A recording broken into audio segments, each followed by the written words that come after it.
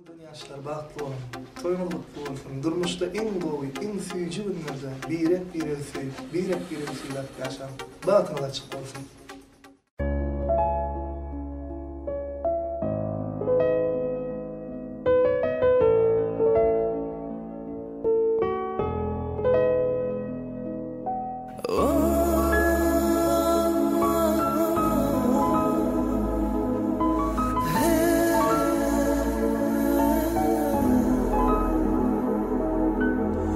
Canım men seni söyleyene, fen ruhumda yaşayana, yüreğimin urgusunda senin mehrini duyana. Canım men seni söyleyene, fen ruhumda yaşayana, yüreğimin urgusunda senin mehrini duyana. Men sen için yaşayarım, demesim için yan yarın, sana vermek için cennetimdir güllerini yığına yarın.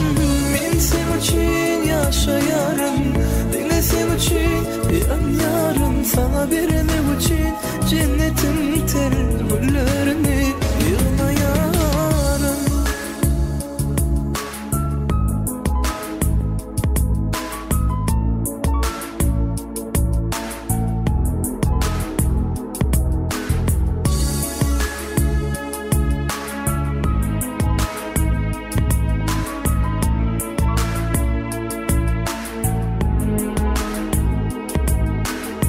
Şadlığımda hem kaygıyımda, borsana sen men yanımda. Gecelerini okusum men, sen yılgırşım yadımda. Şadlığımda hem kaygıyımda, borsana sen men yanımda. Gecelerini okusum men, sen yılgırşım men yadımda. Men sen için yaşayarım, dinlesim için yan yarım, sana vermek için cennetimdir güllerini yığına yarın.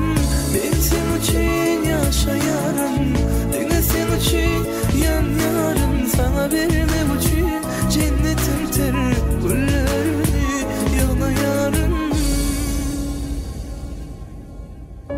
Ruhuma koşullay, mehrime koşullay. Sensiz dünya boşundu, dinle, sen için yaşayan.